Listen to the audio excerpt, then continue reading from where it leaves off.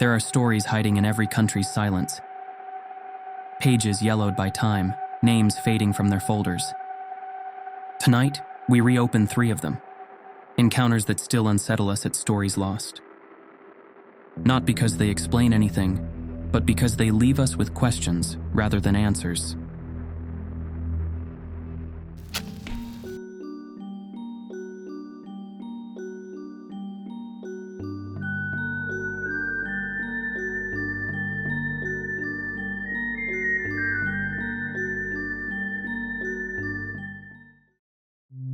Number 3, they came back to the mountain. We start in the north, where snow stretches for miles and sound carries far.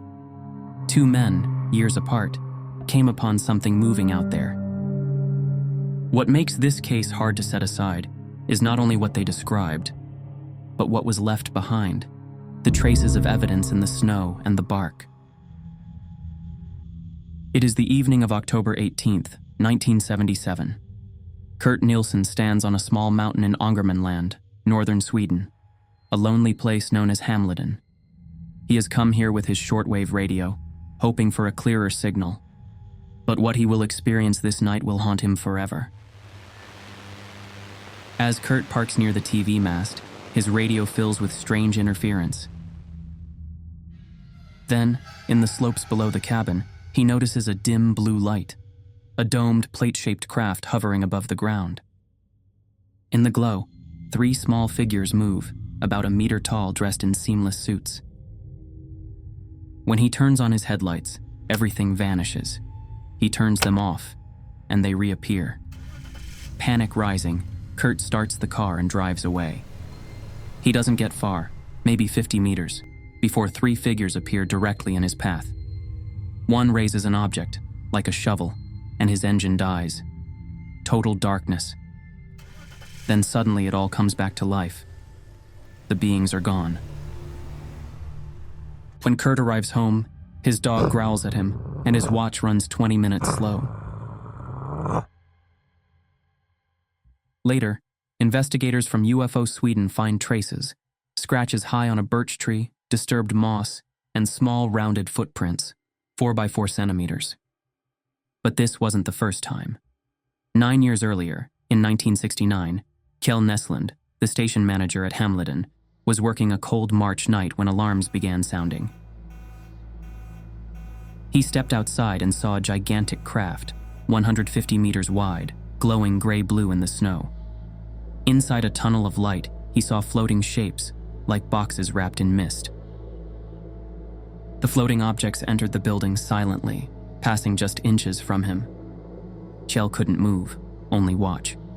Minutes later, they drifted back, the tunnel sealed, and the craft vanished into the night. Now we move on to case number 2, the little man who walked the north. This case feels somewhat like a shared nightmare, a small, faceless being seen along roads and fields through an entire winter. Witnesses described it moving like a person, but not quite. People were hurt, shaken, left with stories that matched up too well to ignore. During the winter of 1971, northern Sweden was stirred by strange reports. A small figure, barely a meter tall, dressed in dark clothes, was seen along frozen roads and fields, always after a burst of light. They called him the Little Man.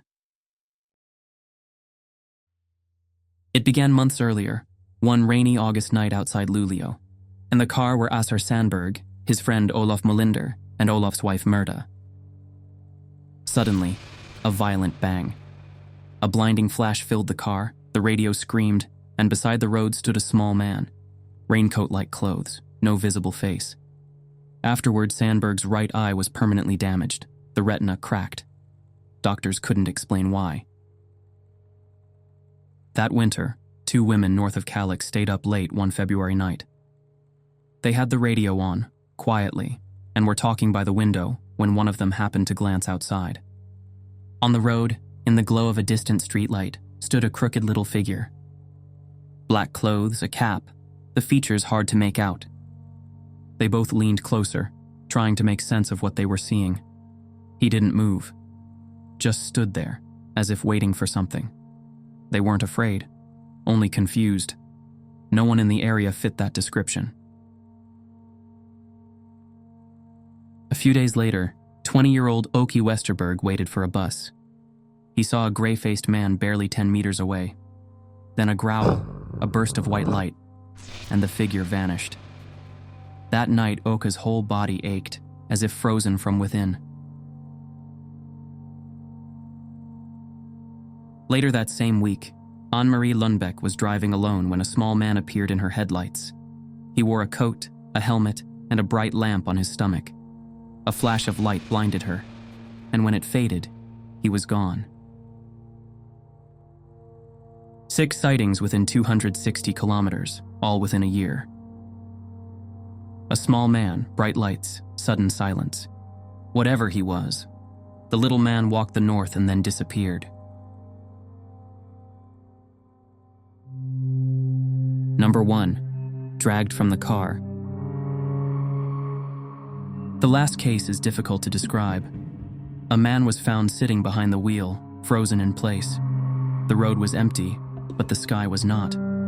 Other people later confirmed that there had been something above his car, dark and silent. He survived the incident, but something in him had changed. It serves as a reminder that sometimes the fear is real. Early morning, February 3rd, 1984. Police in southern Sweden receive a frightened call from a man driving north from Tingsryd. He reports a car standing crosswise on Road 30, its lights off, while a black object hovers silently above it. Moments later, when officers arrive, the caller has vanished. They find the car, headlights off, door open, snow swirling in the beams of their flashlights. Behind the wheel sits 41-year-old Ante Jansson, rigid, trembling, fingers claw-like. He's taken to Växjö Hospital, barely able to speak. Doctors find no trace of alcohol, illness, or injury, only pure chalk. When he finally speaks, Ante tells what happened. Driving home that night, he slows near a meadow where moose often cross. There, a dark figure by the road. And beyond it, an enormous dark shape like a submarine hanging in midair. No sound, no light, only the hum of his own engine. He rushes home for his camera, hoping it will still be there. When he returns, the object is gone. But soon something blocks the road ahead. He panics and decides to turn the car around, trying to drive back the way he came. The tires spin on the icy road, snow spraying as he struggles to gain traction. As he reverses and shifts between gears, the car suddenly skids sideways and crashes nose first into a deep snowbank. The engine roars helplessly as he tries to free the car, wheels spinning in place. He opens the door to push the car loose, stepping 1 foot into the snow. And in that moment, something grips his arm. The grip is strong, cold, and sudden. A hooded creature pulls him out with startling strength. More appear, dragging him toward the hovering craft. Then, headlights. A truck passes and the beings vanish. Ante crawls back to his car and locks the doors. When police arrive, they find him exactly as the anonymous caller described. He remembers nothing else until waking in the hospital. Months later, frustrated by silence, Ante goes public. Investigators find no traces, no explanation, only the corroborating call from the man who saw that black object above the road. Whatever it was, it left Ante Jansson changed forever.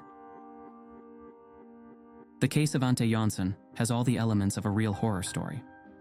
And while it could easily be dismissed as the delusion of a disturbed mind, there are details that make it hard to ignore.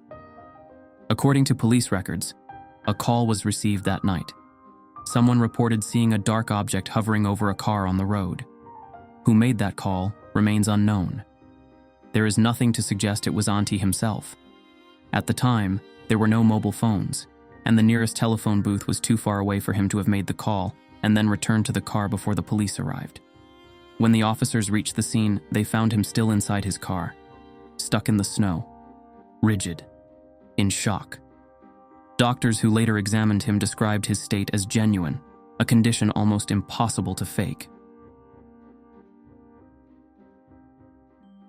Thank you for watching this special episode where we've been digging through our archives.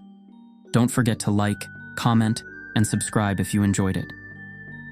If you want to see the full episodes covering these cases, with the complete investigations, you'll find the links in the episode description.